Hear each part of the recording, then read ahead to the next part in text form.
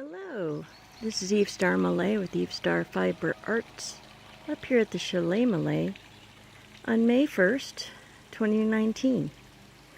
And you can hear the stream. We've had a lot of rain. We're supposed to get a lot more. And it's draining out of our pond and down from the mountain into this gorgeous little stream we have down there. And I was just sharing my latest rigid heddle warp.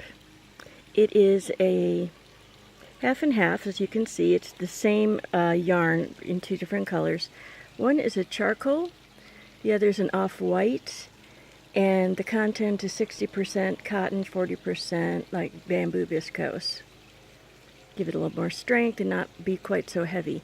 I'm doing a technique I've kind of just came up with where I'm using some tapestry weaving ideas to get these geometric shapes into the weaving.